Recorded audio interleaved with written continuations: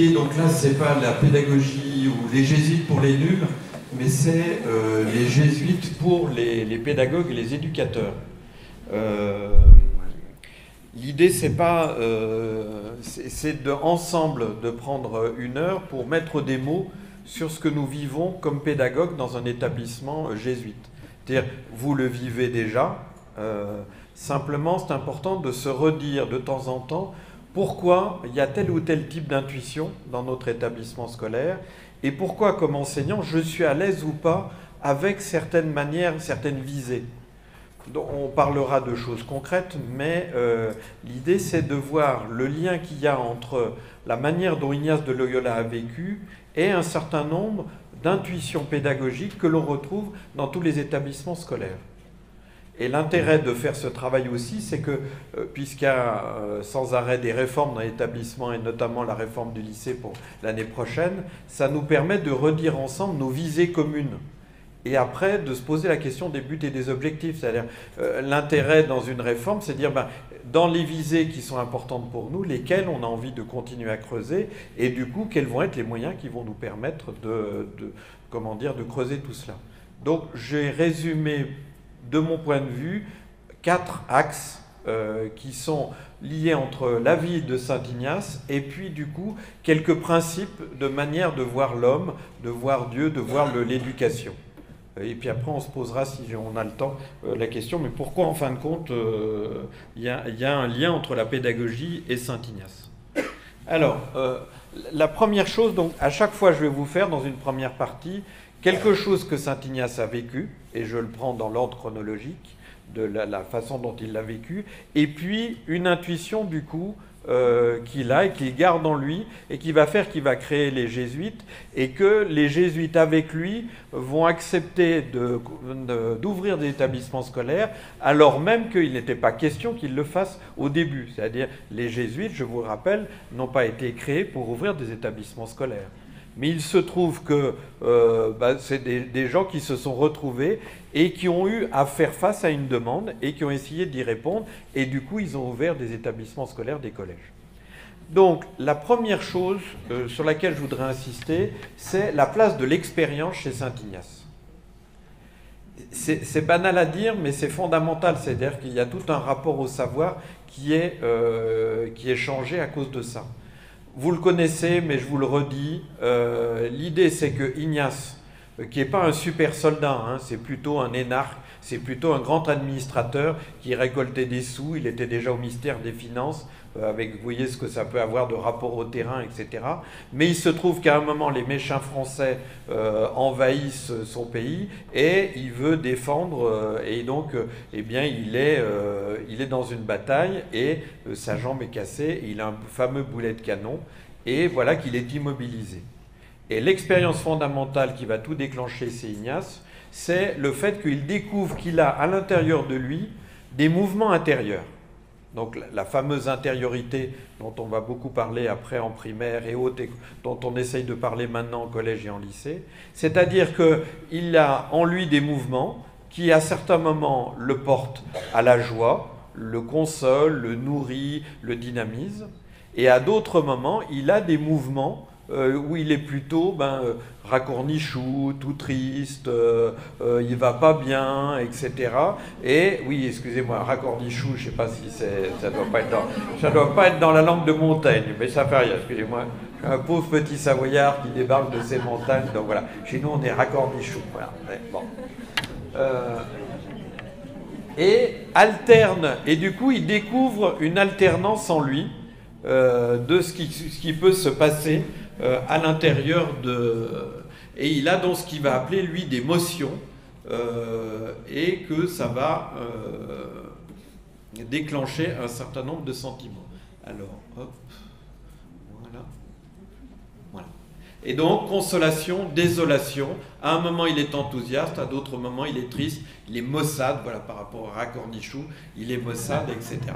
Et donc, l'idée, c'est que Ignace, ayant l'intuition, ayant découvert ça, se dit, mais en fin de compte, ce qui se passe à l'intérieur de moi est quelque chose qui me permet de me découvrir moi-même et de mieux me connaître. C'est-à-dire que c'est parce qu'il a vécu quelque chose qu'il en tire quelque chose. Et il n'a pas lu un livre en disant voilà comment il faut méditer, ou voilà comment on fait quand on est malade et qu'on n'a rien à faire, ou ainsi de suite. Il vit quelque chose et il s'aperçoit que ce qu'il vit lui apprend quelque chose pour lui-même. Et mieux, cette chose-là va lui donner une carte de géographie pour s'y retrouver. C'est-à-dire que quand il sent qu'il est plutôt du côté des consolations, il dit ça me construit, ça me fait grandir. Quand il est plutôt du côté des désolations, ça au contraire, je perds un peu d'humanité, je perds de moi-même, je ne me retrouve plus, etc. Et donc, ça donne une boussole. C'est-à-dire que quand je fais quelque chose et que l'effet de cette chose-là est une consolation, c'est quelque chose qui me nourrit et donc je vais continuer à y aller parce que ça me fait grandir. En revanche, telle chose qui est peut-être bonne en soi, que fait mon voisin ou autre, là je sens que ça m'amène à moins de développement et au contraire ça me replie sur moi-même, ça je vais l'abandonner, même si c'est bon pour mon voisin, c'est peut-être pas bon pour moi-même. Donc, il y a une place de l'expérience. 2, cette expérience me permet de découvrir des choses sur moi-même. Et 3, cette expérience est une boussole. C'est-à-dire que l'intérieur de moi-même, il est plutôt orienté vers du positif. Et que si je suis ce qui est de l'ordre de la consolation, ça me fait grandir. Et donc, je suis orienté vers cette croissance-là. Vous voyez, c'est le culot qu'a Saint Ignace, c'est de se dire ce qui se passe à l'intérieur de moi dit quelque chose de moi. Alors, c'est vrai que si vous voulez, c'est vraiment l'époque, c'est-à-dire c'est l'époque de l'humanisme où un certain nombre de gens vont dire ce qui se passe à l'intérieur de moi me dit quelque chose. Et lui, ce qui est intéressant, c'est de voir ce qu'il va en déduire. Donc, c'est le premier point fondamental d'une expérience d'Ignace, c'est l'expérience. C'est ça qui est premier. Il ne l'a pas lu dans les livres, ce n'est pas un maître qui lui a transmis. Même si après, il va chercher des maîtres pour relire cette expérience, pour travailler cette expérience. Mais ce qui est premier, c'est ce qu'il a vécu. La deuxième axe sur lequel je voudrais développer et qui va vous permettre, voir si vous êtes à l'aise ou pas avec ça, ou de comprendre pourquoi il y a peut-être des moments où vous n'êtes pas à l'aise avec une pédagogie jésuite ou autre, c'est la place de l'image. C'est évident pour des jésuites, mais en fin de compte, je m'aperçois qu'on en parle trop peu et surtout, on ne vous aide pas assez à comprendre cette évidence-là qui est assez géniale et surtout qui nous met au diapason avec la société contemporaine. Donc, c'est la place des images. C'est-à-dire que quand Ignace a ce mouvement, donc c'était la diapo sur laquelle j'ai démarré un peu trop tôt, quand Ignace a ces mouvements de consolation ou de désolation, ces mouvements-là, ils passent par des représentations. C'est-à-dire qu'à l'intérieur de lui-même, il a des images qui viennent et ces images-là, elles dialoguent entre elles. C'est-à-dire que tiens, quand je suis en consolation, j'ai tel type d'image de moi ou de la réalité, et puis ça fait venir d'autres images, et si je fais attention, ces images, de temps en temps, elles se correspondent. Je ne sais pas c'est un monument de la littérature contemporaine, mais peut-être un peu trop classique. Vous vous rappelez de l'album de bande dessinée, pour faire plaisir à certaines, de Tintin, vous avez Milou qui voit un os, et puis il a un Milou en bleu qui est un ange et Milou en rouge qui est un démon, pour savoir s'il continue à transporter le message qu'il a à l'intérieur de lui, dans la bouche, dans la gueule, ou s'il prend le gros nonos. Bon, voilà. Et donc, ça dialogue entre l'os, il est gros, je vais le prendre, c'est formidable, c'est un os de mammouth, ou non, il y a quand même Tintin, il y a Chang, je vais prendre le message, etc. Ça dialogue à l'intérieur de lui. Et Ignace, sans connaître Hergé, il a cette intuition qu'il y a un dialogue d'images à l'intérieur de soi. Et donc, ce qui est fabuleux, c'est il dit, si je veux comprendre ma boussole intérieure, si je veux comprendre ce qui me guide, il faut que je sois attentif aux images que ça convoque à l'intérieur de moi. Donc ça veut dire que Ignace est fondamentalement quelqu'un de l'image et de l'imagination. Parce que ce travail intérieur qui est à l'intérieur de moi, je peux le comprendre et le déchiffrer grâce à des images et le nourrir. Alors naturellement, vous allez me dire, c'est bien beau de le dire, donc je vais vous l'illustrer. Alors voilà Ignace qui lit, il a 2 romans, il a 2 livres qui ne sont pas des romans pendant qu'il est cloué sur son lit, quand il lit certains passages, il pense à sa belle, parce que c'était plutôt quand même un courtisan, et donc naturellement il était tombé amoureux, rien de moins qu'on pense que l'infante d'Espagne ou ainsi de suite. Enfin, les gens voyaient le petit élève qui est amoureux de la femme du président de la République, enfin etc. Enfin bon voilà, mais bon voilà. Enfin, ça n'a rien à voir avec la pédagogie jésuite. Enfin bon, voilà. Donc il pense à sa belle. Et à d'autres moments, il lit les mêmes ouvrages, mais il s'identifie à Saint François et Saint Dominique. Et il dit, ah oui, je ferai quand même des grandes choses, moi aussi je veux aller à Jérusalem, moi aussi je veux faire ça, etc. Voilà. Et pendant qu'il a posé ses livres, une fois qu'il ne lit plus, eh bien il a d'un côté la balance de la belle, et puis il a de l'autre côté la balance de Saint Dominique et Saint François. Et sans arrêt, eh bien, il y a un plateau qui l'emporte, un autre plateau, etc. Voilà. Et donc, ça lui permet, quand il se représente sa belle, de voir telle chose, son imaginaire. Bon, voilà. C'est un élève de seconde auquel vous demandez de penser à son orientation. Comment tu te vois? Ben, je vois bien, voilà. Ah ben oui, mais il y a aussi ça, etc. Il va jouer là-dessus. Et là où c'est très intéressant, c'est qu'il relie ces images-là à son état intérieur. Donc là, vous comprenez mieux le racornichou. Voilà, mon racornichou, il est là. C'est-à-dire, quand il pense à sa belle, il s'aperçoit que lui, Ignace, eh bien, quand il passe à sa belle, eh bien, ça le laisse dans un état plutôt de tristesse, d'affaissement, d'abandon, etc. En revanche, quand il pense à Saint François et à Saint Dominique, là, il y a le moteur intérieur, il y a le dynamisme, et ça le met plein de vie. Et c'est ça le génie d'Ignace, c'est que déjà des gens autrefois avaient analysé qu'il y avait un discernement intérieur et autres, mais que lui, il va le relier avec la pratique de la décision. C'est-à-dire, je discerne et ça va me permettre de décider. Voilà. Et donc il y a un jeu d'images. C'est le deuxième point que je voulais que vous reteniez. Le troisième, il est un peu plus compliqué, mais j'irai un peu plus vite.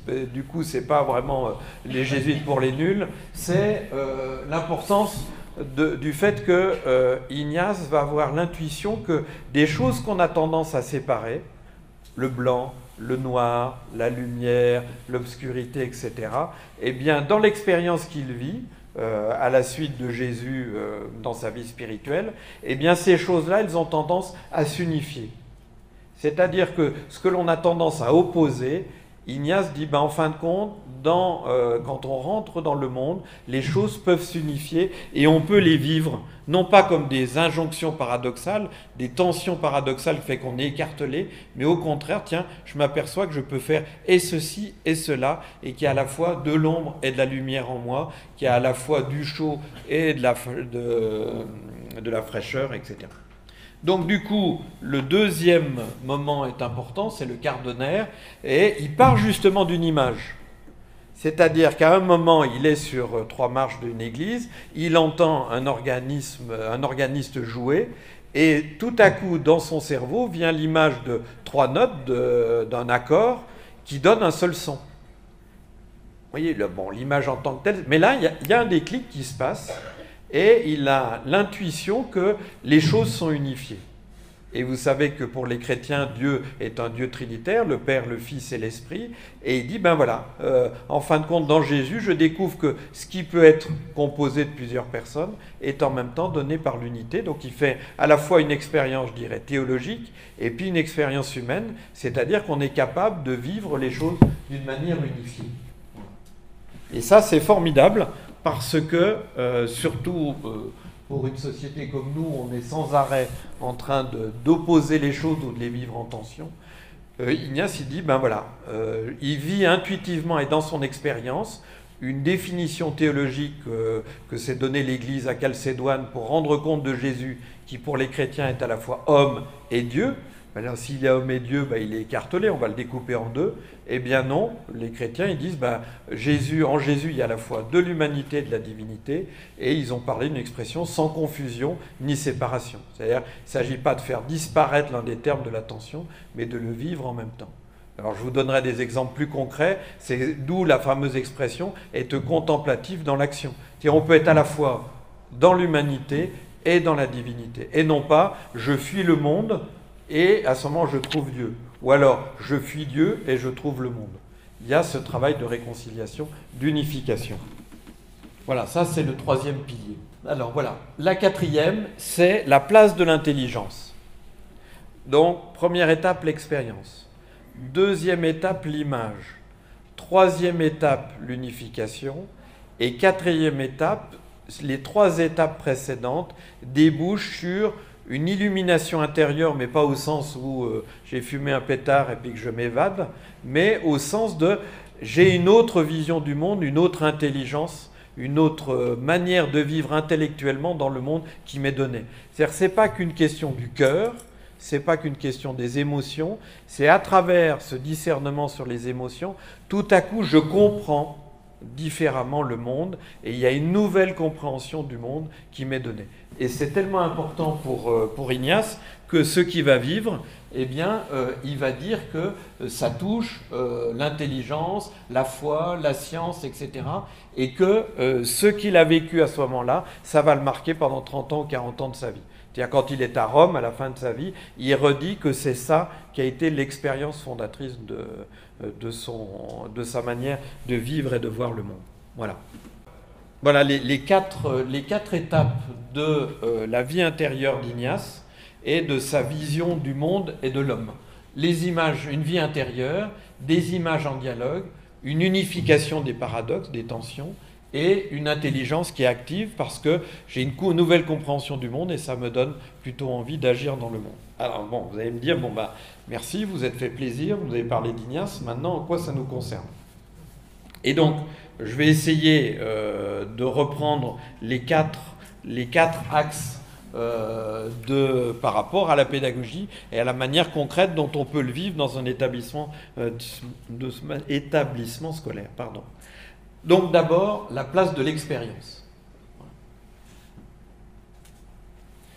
Ça veut dire que pour nous, établissement scolaire ou pédagogue, parce que la pédagogie ne se limite pas que dans l'établissement scolaire, on va être très à l'aise, un établissement jésuite va d'abord essayer de développer une expérimentation des choses.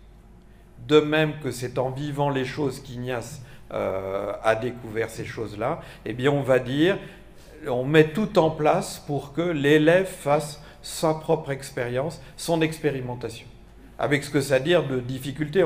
On a tous bâti des séances pratiques, etc. Qu'est-ce que ça demande comme boulot, comme finesse pour bien préciser les objectifs, pour faire attention à tel ou tel type de choses. Mais le premier axe qui est premier, c'est l'expérimentation. D'où vous voyez après la place de l'accompagnement. Une expérience, elle n'est valable ou elle touche toute sa profondeur si je passe du temps à rendre compte à quelqu'un d'autre de cette expérience, à l'analyser, etc. D'où la fameuse relecture dont on vous bassine peut-être sans arrêt et avec laquelle on a autant de difficultés. Pourquoi c'est important? Parce que ce que j'ai vécu, eh bien, ça fait partie de l'expérience de me poser et d'analyser ce qui s'est passé, de prendre des notes, de voir ce qui a bougé, etc. Et qu'une fois que j'ai fait ça, j'ai besoin de quelqu'un d'autre, un père ou un adulte, pour relire cette expérience et mettre des mots sur ce que j'ai vécu. D'où il y a plein de choses qui s'articulent autour de cette expérience. Et Ignace le premier, ce qu'il a vécu, il n'a eu de cesse à Morez d'essayer de trouver des personnes spirituelles avec lesquelles il allait pouvoir mettre des mots, verbaliser des choses. Et quand le petit homme, comme Saint Ignace, il a son image de la Belle, son image de Saint Dominique et Saint François, il a besoin d'en parler à quelqu'un d'autre, etc.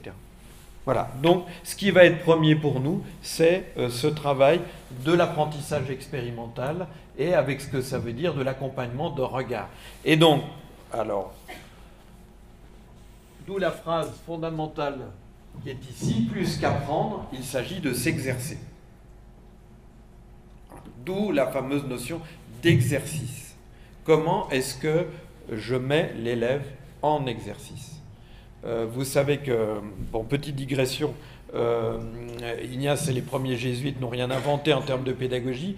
Tout simplement, ils ont été des étudiants à la Sorbonne, ce qu'on appelait le modus parisiensis à l'époque. Et quand on leur a demandé à construire un établissement scolaire, ils se sont dit, ben, ce qu'on a vécu à Paris, c'était tellement génial, et ça nous a tellement convenu qu'on va essayer de faire vivre ça aux jeunes jésuites qu'on forme et aux enfants de notables qui sont en même temps que les jésuites dans le même établissement. C'est-à-dire, en gros, ils ont créé, tout à coup, ils ont créé l'établissement scolaire. Deux, ils l'ont créé à la fois pour des futurs prêtres et à la fois pour des laïcs, des non futurs prêtres. Et en plus, ils l'ont créé gratuitement. Le premier collège gratuit au monde, il est à Rome et il a été créé par les jésuites.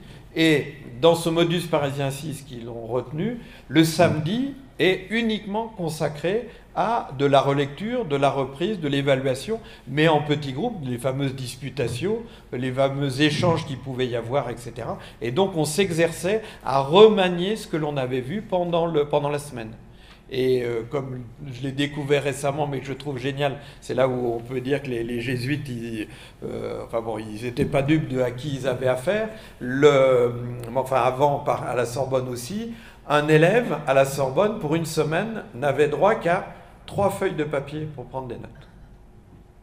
Voilà, c'est-à-dire l'étudiant de la Sorbonne, il arrivait, on lui donnait 3 feuilles de papier en début de semaine, et tu prends tes notes comme tu veux. Mais alors, en plus, c'était l'époque où il n'y avait pas de manuel.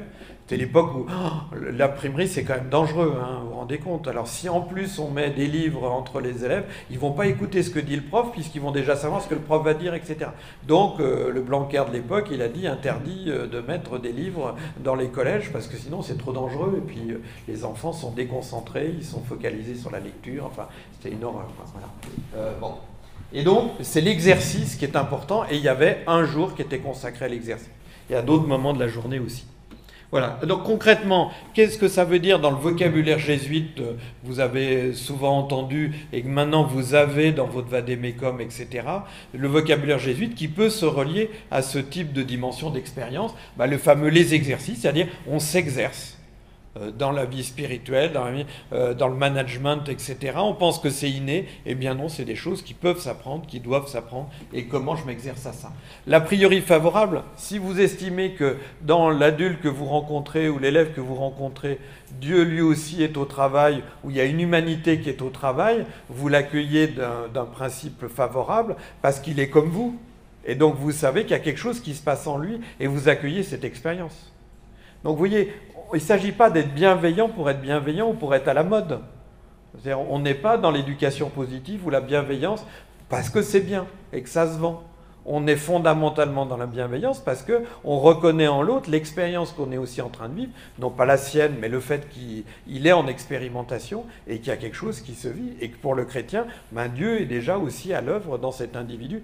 Donc je l'accueille, mais ce n'est pas une décision idéologique, c'est simplement un mouvement intérieur et une expérience.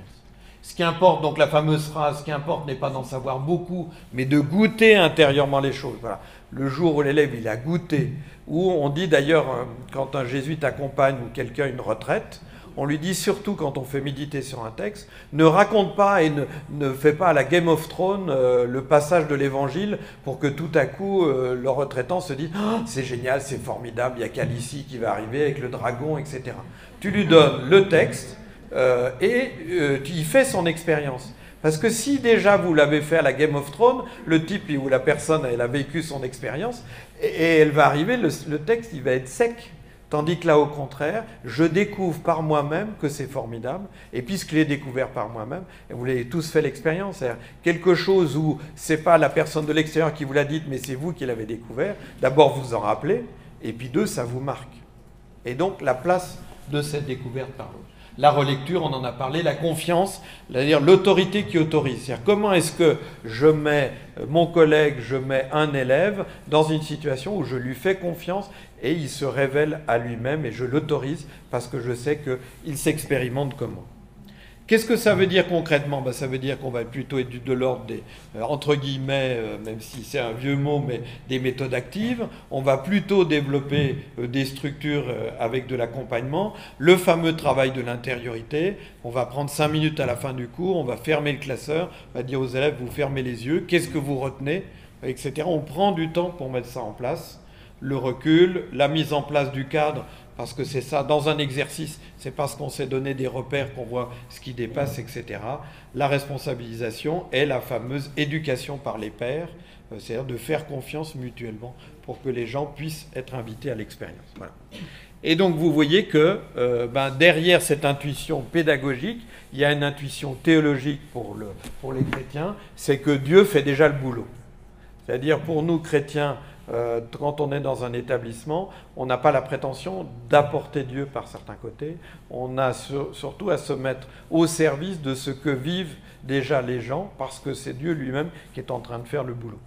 Donc c'est un peu plus d'ailleurs sécurisant, parce qu'on se dit, bon, si ça se passe mal, c'est pas que de notre faute, quoi. Voilà. Le jeu des images. C'est-à-dire tout le travail qu'on a à faire sur la représentation. On était hier et avant-hier à Lyon, à l'établissement de la tutelle, pour réfléchir sur la réforme du lycée et notamment la question de l'orientation. On voit bien comment cette approche des représentations, c'est-à-dire quand quelqu'un me dit j'aimerais bien telle ou telle chose, ou tiens, je veux faire médecine, ou je veux faire avocat, ou je veux faire plombier, il le dit par rapport soit à une pression parentale, soit à un modèle familial, soit parce qu'il a des images de ça. Et en gros, c'est d'aider l'élève à voir derrière ces images-là, qu'est-ce qui est en jeu. Pourquoi tu veux faire médecine? Tu veux faire médecine pour aider les gens, pour les faire grandir, etc. Mais du coup, il n'y a peut-être pas que être médecin, il y a peut-être aussi faire d'autres types de choses ou d'autres manières de faire. Et donc, on va beaucoup travailler les représentations sociales, les images, et nourrir les gens par des images. Et donc, l'imagination va avoir énormément de place. C'est-à-dire, pour nous, jouer, représenter les choses, c'est pas une perte de temps, c'est un formidable outil pédagogique parce qu'on fonctionne comme ça à l'intérieur de nous-mêmes. On fonctionne avec des images et ces images-là, elles nous renseignent sur nous-mêmes. Et elles nous font voir que je tiens beaucoup à telle chose et que derrière le même mot, à plusieurs, on ne met pas la même représentation et ça permet de creuser, d'aider les élèves et les adultes à creuser ça. Et surtout, ça nous permet d'avoir des mots. Quand, comme prof de français, je donnais aux élèves de Marseille, de première, Antigone d'Anouilh ou plus jeune, Colomba de Prosper Mérimée, tout à coup, la jeune fille qui vient me voir en disant écoutez, vous savez, quand je lis qu'Antigone parle de Créon en disant tu n'es qu'un cuisinier aux mains sales, etc., vous savez, je comprends mieux quel est le rapport que j'ai avec mon père actuellement. C'est-à-dire que la pièce de théâtre lui a permis de mettre des mots sur ce qu'elle se ressentait vis-à-vis de son papa, etc. Et c'est ça ce qui est formidable dans la littérature ou dans les films ou dans les séries télé, c'est que tout à coup, ce que je vois me permet de réaliser, mais bon sang, c'est ce que je pense, c'est ce que je vis à l'intérieur de moi-même, mais je n'avais pas réussi à mettre des mots ou à voir comment ça se passe. On parlait hier justement pour la rencontre de la réforme du lycée sur l'autre série que j'aime beaucoup qui s'appelle Black Mirror sur Netflix, qui est une série avec des épisodes très courts. Je vous recommande, c'est 45 minutes. Et vous avez Black Mirror, vous avez en 3e saison, vous avez une série où les gens ne cessent de s'évaluer par des likes. Vous avez votre téléphone portable, vous rencontrez quelqu'un, oh salut, ça va, t'es formidable, et cling, vous mettez 4 likes, en pensant que l'autre, il va dire, oh, il m'a bien salué, c'est formidable, et cling, il met 4 likes, etc. Et plus vous avez de likes, si vous avez une moyenne de 4,2, etc., là, vous avez le droit de louer une voiture, là, vous avez le droit de prendre l'avion, là, vous avez le droit d'aller au resto ou d'avoir un prêt immobilier. Mais voilà que pour aller au mariage de sa copine machin, la personne de l'épisode fait une bêtise et elle tombe en dessous du 4. Et alors là, elle ne peut plus louer la voiture, elle ne peut plus prendre l'avion, elle peut plus, enfin, voilà, ça permet à des gens de se représenter, de pousser jusqu'au bout une logique, et puis après de réaliser qu'en Chine, c'est déjà en place sur certains domaines, mais ça met des mots. Donc voilà, place de l'image, de l'imagination. Et du coup, comprenez pourquoi nous, on insiste beaucoup sur le théâtre. Voilà. Et donc de passer du temps aussi à analyser des images, à voir comment ça a construit et à essayer de nourrir les gens des images. Je donne un exemple qui m'a beaucoup frappé, donc je donne à chaque fois, désolé pour ceux qui l'ont déjà entendu. Attentat du Bataclan, 13 novembre, donc un vendredi soir. je découvre le lendemain, j'étais en inscription, à l'époque j'étais chef d'établissement à Marseille, en inscription d'élèves de CM2 futur 6e, et je m'aperçois que sur les 8 élèves que je rencontrais, il y en a 4 qui étaient déjà marqués par ça, qui disaient le lendemain, lundi, j'attends avec impatience de rencontrer mon institut, ma prof, qu'est-ce qu'elle va nous dire, enfin nous expliquer ça, ma maman elle a peur parce qu'elle est dans un immeuble, dans une grande tour, CMA, CGM, elle n'ose plus y aller, enfin bon voilà. Et donc on décide de faire quelque chose, plus modestement qu'à Tivoli, mais on essaye de faire quelque chose et tous les élèves, les 1500 élèves, se retrouvent devant notre modeste halle pour les 1500. Un temps, on avait un jésuite musicien à l'époque, donc il chauve, alors il nous fait Elton John, Candle in the Wind, et puis la musique qui passait beaucoup au Bataclan, les 1500, bon voilà. Et avant, les profs avaient accueilli les élèves, ils avaient des post-it, on avait une grande bâche, 1500 post-it, enfin bon.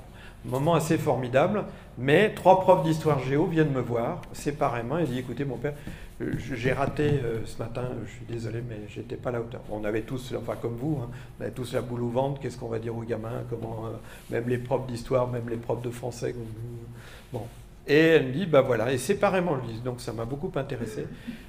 J'ai raté parce que je suis arrivé avec des textes, avec des mots, et je me suis aperçu que j'avais devant moi des gamins dont les yeux étaient saturés par des images. Et je n'ai pas su leur répondre. Un tel, son grand-père a fait l'Algérie, il ne comprenait pas pourquoi il pouvait y avoir ça de nouveau en France, et donc pendant le samedi et le dimanche, il a vu toutes les images en boucle, etc. Un tel, ceci, etc.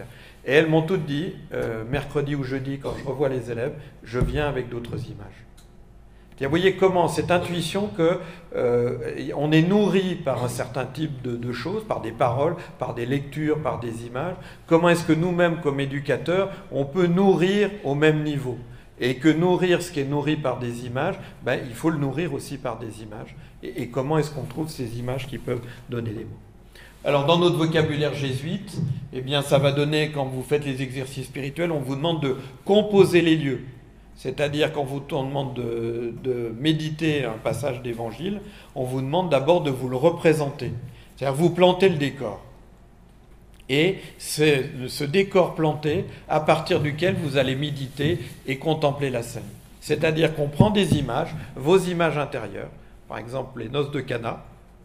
Eh bien, est-ce que la table, elle est grande? Elle est petite, il y avait du vin blanc, du vin rouge, c'était du Bordeaux, du Bourgogne, il y avait un air d'accordéon où c'était plutôt de la musique, petite noce, grande noce qui étaient invitées. Et puis, une fois que vous avez campé votre décor, vous voyez les personnages, vous voyez les gestes. Et donc, ça se déplace dans le théâtre des images, et c'est ça qui vous permet de rentrer dans la méditation et dans le discernement.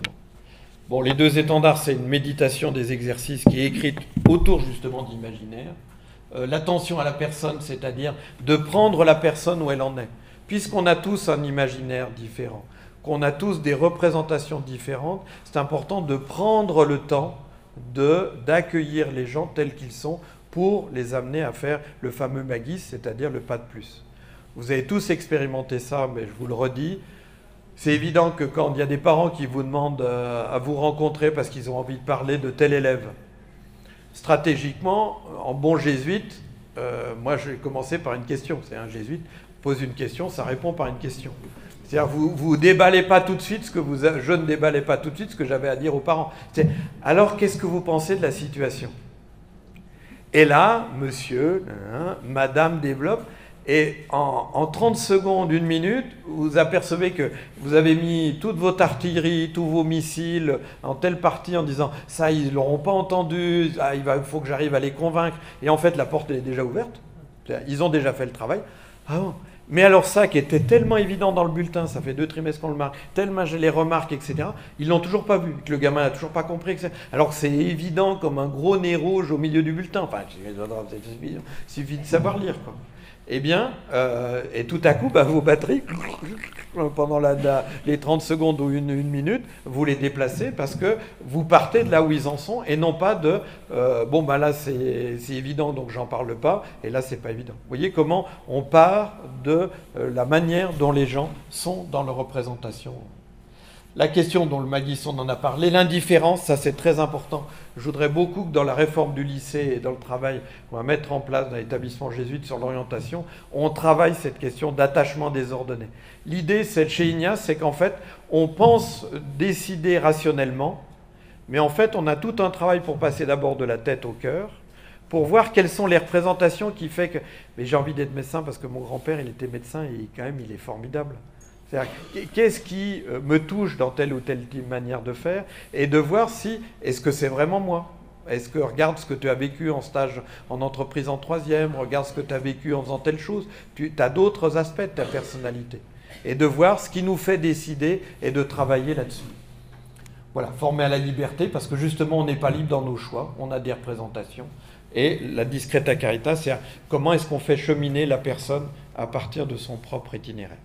Donc ça veut dire que comme pédagogue jésuite, eh bien, susciter l'imagination. On parle de la créativité, de ce que peuvent créer les élèves, etc. Lire et créer des images, être capable d'en fabriquer pour répondre à d'autres types d'images, et ça, ils sont formidables. Enfin, à Marseille, des élèves de seconde, ils étaient déjà écœurants. On a l'impression que le clip, il avait été acheté chez une maison de Canal+, ou je ne sais pas quoi. Enfin, c'est un peu vieillot, Canal+. Les médiations culturelles, c'est-à-dire pourquoi est-ce que c'est important de m'ouvrir à autre chose? Parce que ça me donne des mots pour relire ce que je passe et ouvrir des possibles. Tiens, dans tel roman, il se passe ça. Tiens, j'ai vu tel témoignage, etc. C'est possible. Et moi qui étais enfermé dans mes représentations, dans mes limitations, lui, il a vécu ça et c'est bon. Et tiens, bah, du coup, je vais le faire. La mise en place des jeux et des symboles. C'est pour ça que c'est un jésuite qui est allé chercher Baden-Powell en Angleterre pour amener le scoutisme en France. C'est-à-dire le père Sevin, pas confondre avec le père Sevet, le père Sevin, il va chercher le scoutisme parce qu'on joue dans le scoutisme. Et quand on joue, eh bien, on découvre des pans de tempérament. Le nombre d'entre vous, si vous avez la chance de temps en temps, pour aller voir vos élèves en cours de sport. Et tout à coup de s'apercevoir que tout à coup, il y a une dynamique d'équipe, un rapport à l'espace, etc., qui s'exprime, que l'on ne voyait pas, moi comme prof de français, que je ne voyais pas dans mon cours. Mais là, il y a une mise en situation, il y a d'autres choses qui s'expriment maintenant. Les liturgies collectives, c'est-à-dire ben voilà, le fameux IHS, où vous allez entasser tous vos pauvres gremlins du primaire, votre pauvrerie, et moi j'aimerais être là, où je demanderais à Pascal Gaudron de prendre des photos, mais bon voilà. Et faire dialoguer les images, nourrir des images dont je parlais. Et d'où par derrière une intuition fondamentale, d'ailleurs cette intuition pédagogique et humaine, une intuition théologique, c'est que l'image, pour les chrétiens, Dieu lui-même en a fait le choix. C'est-à-dire que ce n'est pas Ignace, en étant démagogue, j'utilise l'image parce que ça va attirer les gens, ou ça se vend mieux, mais c'est que pour nous chrétiens, Jésus, il est à l'image de Dieu. Et donc quand on réalise que si on pense que Jésus, c'est un Dieu qui est incarné, c'est un Dieu qui est dans une chair, c'est-à-dire pour les gens qui l'ont rencontré dans les évangiles, c'est l'image de Dieu. Et donc, vous comprenez que pour nous, petits Français qui ont été formés par Pascal, pas par Descartes, parce que lui, il était gentil et que lui, il était du collège jésuite, donc il a un certain nombre de choses sur l'image et l'imagination, mais à partir de Pascal, tout ce qui est image, c'est dangereux. On ne va pas jouer là-dessus. Les jansénistes, ils n'aiment pas ça. Ben voilà. Il y a dans le choix de la pédagogie de Dieu, il y a le choix de l'image et de l'incarnation, de quelque chose qui se transmet à travers une médiation. Deuxième chose, l'unification. Voilà. Sur la manière dont on peut expérimenter les choses et que ça mène à une unification. Et ça, je trouve que pour nous, établissements jésuites, c'est vraiment l'enjeu. C'est-à-dire de se dire quels sont les paradoxes que nous avons à faire vivre aux gamins. Peut-être, moi, je dirais comme jésuite, mais après, c'est la responsabilité du chef d'établissement, qu'il y a à se dire, c'est important que les gamins y vivent les paradoxes de tout être humain, et qu'ils ne soient pas simplement dans une dimension. Et on te demande ça, mais puisqu'on est un établissement jésuite, on te demande de vivre ça aussi, et en même temps, et c'est possible. Et donc, vous voyez comment l'émulation, ben, il s'agit, c'est entre concurrence et solidarité. Comment est-ce que je vais, dans l'émulation, mettre en place quelque chose qui lie et qui fait vivre en même temps la concurrence, l'émulation, et donc le petit teaser, je ne sais pas comment dire ça, et la solidarité. Comment est-ce que, dans les moyens humains que je vais mettre en place, je suis entre richesse et pauvreté. Et à la fois, comment est-ce qu'il y a des choses, je dis ça, c'est pas un luxe parce qu'on en a besoin, et en disant, mais c'est pas d'avoir ces choses-là qui vont faire que ça va être la qualité du projet pédagogique, etc. La relation entre distance et chaleur. On ne demande pas d'être des bisounours et de faire un cours chamallow.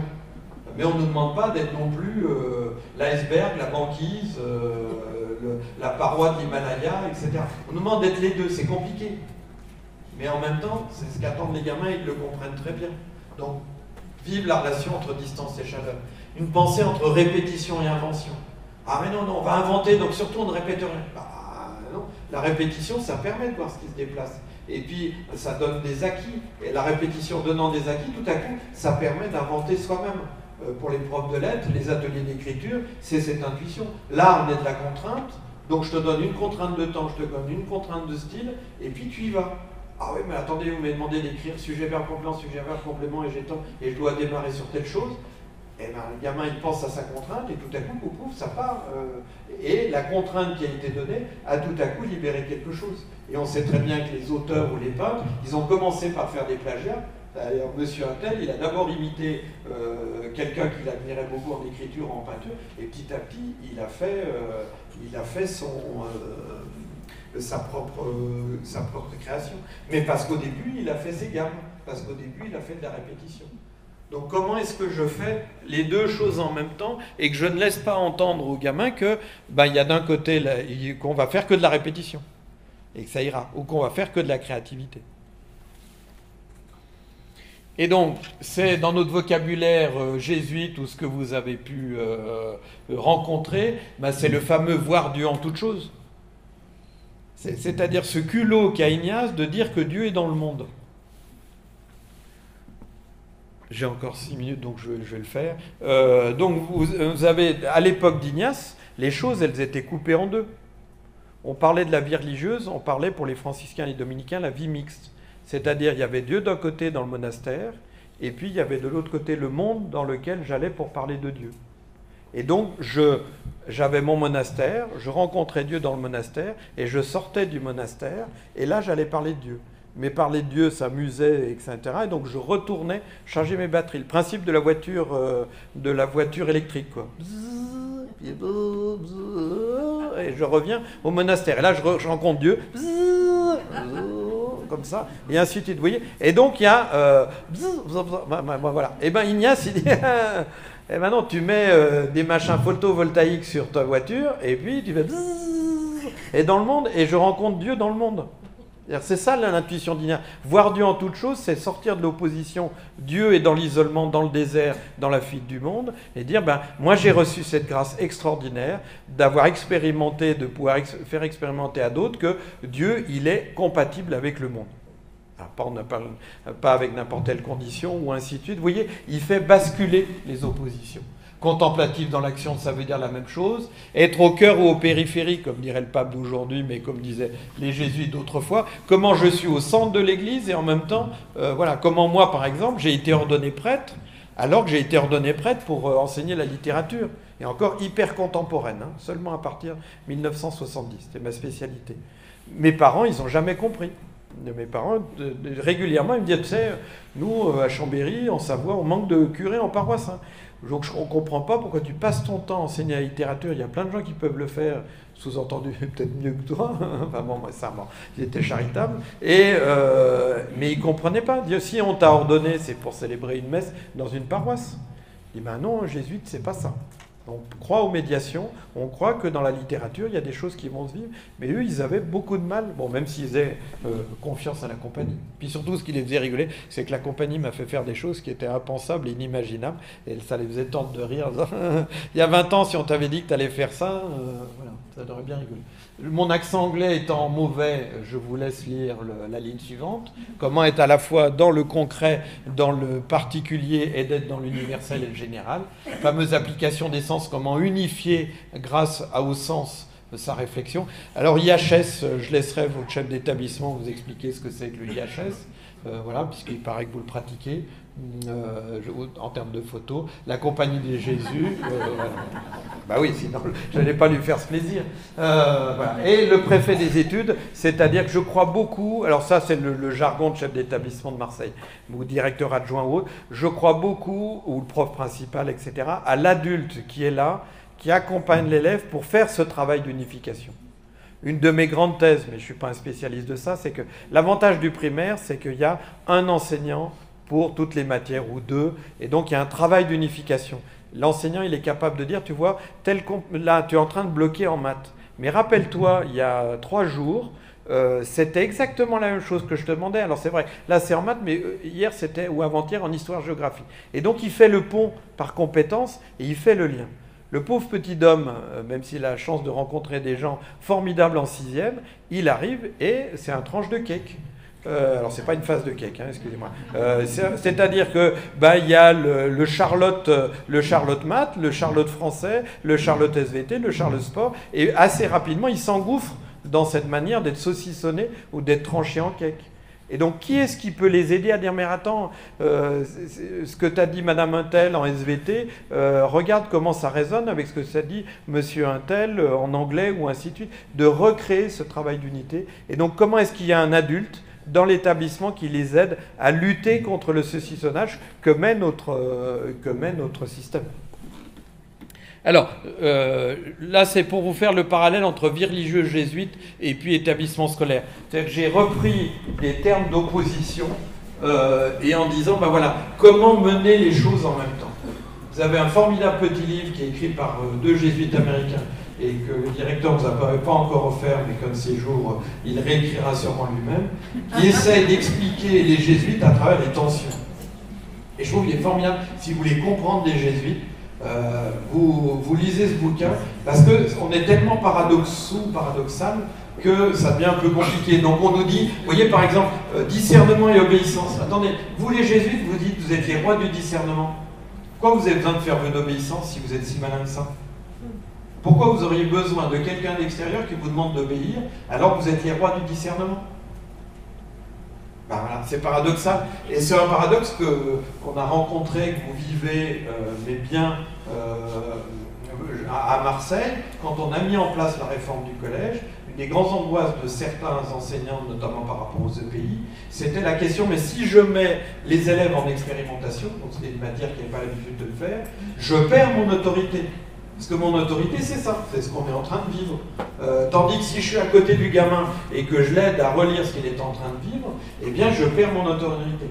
Non, aider l'enseignant à dire, mais non, c'est un autre type d'autorité et un autre type d'accompagnement. Efficacité et vie personnelle, comme on demande d'être à la fois à 100% sur la brèche, et en même temps on demande d'être soi-même. Et que le meilleur cadeau qu'on peut faire aux élèves, c'est soi-même. Donc si on arrive en ayant dormi que 3 heures dans la nuit, en ayant machin ou ainsi de suite, là je parle de moi, hein, pas de... maîtrise et abondant, comment est-ce qu'à la fois je prépare mon cours, tout est prêt, etc. Et en même temps, oula, je sens que la classe, tiens, c'est pas du tout ce à quoi j'ai pensé. Et puis, mais ce que vous avez préparé vous permet de reconstruire, vous permet d'accompagner. Et comment est-ce qu'on est dans la maîtrise et dans l'abondant? Il ne s'agit pas d'être dans la maîtrise. J'ai fait comme ça, j'ai tout préparé, donc vous lisez, et puis c'est tout. Et puis, c'est cool, hein, qu'est-ce que vous voulez aujourd'hui? Voilà. Bon. Pauvreté, richesse, empathie, réserve, particulier universel, engagement, disponibilité. Vous voyez, par exemple, une chose que n'a jamais compris ma directrice à Versailles. J'ai eu le malheur de lui dire un jour que, quand on s'est rencontrés, je lui ai dit que je n'avais pas choisi d'être préfet des études, que, comme tout bon jésuite, on m'avait demandé de faire ça et je le faisais. Automatiquement, elle l'a interprété, ça veut dire, ce qu'on vous a demandé, ça ne vous intéresse pas, vous n'allez jamais le faire et puis vous ne serez jamais là. Et en gros, elle m'a toujours, mon entretien annuel professionnel, c'était ça. Vous n'êtes jamais là, vous êtes machin. Bon, écoutez, je peux vous montrer mon planning, etc. Ce qui est compliqué pour nous, c'est qu'on nous demande d'aller quelque part, mais on se donne à fond. Tout en sachant que dans 8 ans, ou 6 ans, ou 12 ans, ou 15 ans, on va nous demander de faire un autre job ailleurs et d'une autre façon. Mais ça ne nous empêche pas de nous investir totalement. Donc comment est-ce que paradoxalement, on se donne à fond, mais on accepte d'être détaché et à un moment dire, c'est un autre qui va le faire. Vous voyez, et je trouve ce travail de tension, c'est à creuser, et je pense que l'enjeu pour un établissement jésuite aujourd'hui, c'est comment est-ce que je fais vivre des tensions à mes élèves. pas pour les, par sadisme, pour les écarteler, mais tu es un élève de première, tout à coup tu découvres que tu as un bac et tu veux bosser ton bac, très bien, ben, je te rajoute 1 heure de parcours d'action sociale, ou en tout cas tu choisis une association et pendant toute l'année de première tu fais un programme d'action sociale, etc. Tiens, toi vous êtes beaucoup dans l'individualisme ou des choses comme ça, eh bien voilà, je vous rajoute des choses, tous les élèves de seconde, vous avez Marseille, voilà, on n'est pas très fort en termes de groupe, etc. Bon, je ne parlerai pas du foot. Et ben on a dit, bon, ben vous les secondes, visiblement, la vie collective, vous ne savez pas ce que c'est. Vous ne savez pas vous regarder en dehors des marques et du fric et des choses comme ça. On emmène toute la promo de seconde pendant une semaine en Haute-Savoie, par hasard. Ça, c'était un peu, et on vous emmène autour du Mont Blanc. Il y en a qui feront 2 jours de balade, d'autres 3, d'autres 4, d'autres 5, d'autres qui feront du machin, de la course, etc. C'est-à-dire que vous êtes beaucoup dans l'individuel. Comment est-ce qu'on vous apprend à faire du collectif? Vous voyez, de repérer dans un établissement où est-ce que les élèves sont assez naturellement et comment est-ce qu'on a aidé à faire découvrir, ben, c'est plus compliqué. Voilà. Et l'idée, bon, je passerai vite, c'était l'intuition qu'on a dans le christianisme de quelque chose à la fois d'unifié, c'est-à-dire d'un Dieu unique, mais qui est en 3 personnes. Et j'ai pris le terme latin parce qu'il dit un mouvement de danse. La périchorèse, c'est un terme théologique compliqué, mais grec, qui a l'avantage de péri, ça donne à la fois le périmètre et la surface, et chorèse, ça a donné chez nous chorégraphie.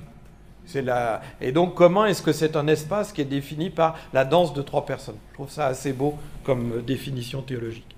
Je termine avec l'intelligence. C'est-à-dire que... alors, le problème, c'est que c'est un des éléments sur lesquels j'ai le moins de vocabulaire pour l'exprimer. Donc, si vous avez d'autres mots, donnez-les-moi. Je disais tout à l'heure, il y a une dimension intellectuelle dans l'expérience de Saint Ignace. Et qu'il y a tout à coup quelque chose, moi je l'ai vécu en prépa, il y a des gamins tout à coup, ils font une démonstration, c'est beau, visiblement, et puis visiblement, ils ne bluffent pas, il y a les yeux qui brillent, etc. Il y a quelque chose qui s'est donné d'une manière cohérente. C'est-à-dire tout à coup ça m'est donné. Ou un élève, vous savez, qui vient voir après un cours, là vous m'avez dit ça, mais tout à coup j'ai mieux compris ça. Il y a quelque chose qui s'est donné de la cohérence. Et donc l'expérience spirituelle, elle débouche sur cette expérience intellectuelle et réciproquement. Et moi j'appelle ça le phénomène waouh. C'est-à-dire, tout à coup il y a quelque chose qui est donné à travers ça. Et Ignace l'a vécu et il dit c'est pas que du spirituel ou c'est pas que de l'émotionnel, c'est du rationnel, c'est de l'intelligence. Voilà. Et donc comment est-ce que moi, je me mets au service à un moment de ça? Et non pas moi comme prof, je me fais mon waouh, je suis formidable, ah, qu'est-ce que j'étais bon là, ou ainsi de suite, quoi.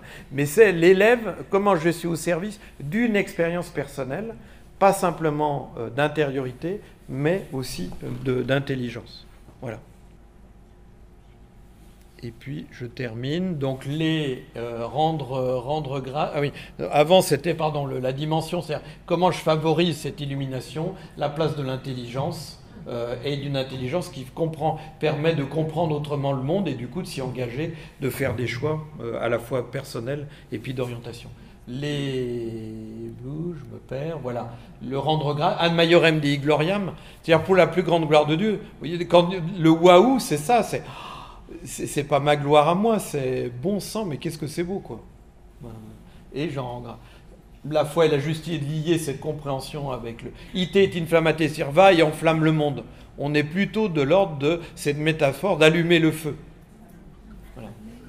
Alors, rassurez-vous, Monsieur Long m'a interdit de mettre Johnny Hallyday, mais pourtant, il m'a dit tu n'auras pas le temps. Allumer le feu. Bon, voilà. Donc, comment est-ce qu'on suscite la recherche? Comment est-ce qu'on suscite l'émulation intellectuelle? Comment est-ce qu'on permet la rencontre d'autres cultures?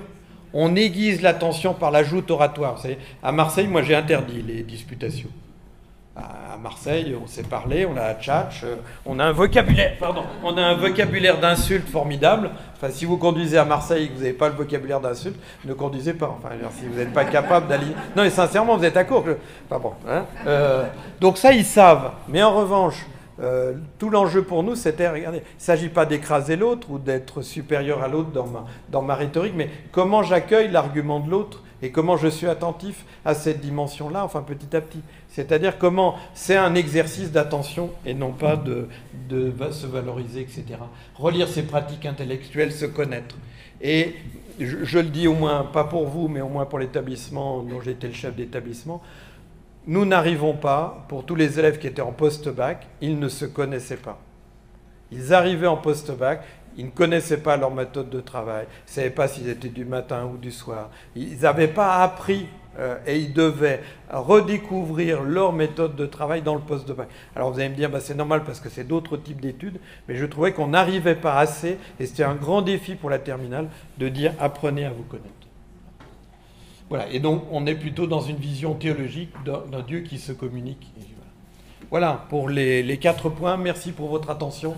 Et puis vous reverrez tout ça pendant la semaine de Dieu. Merci bien.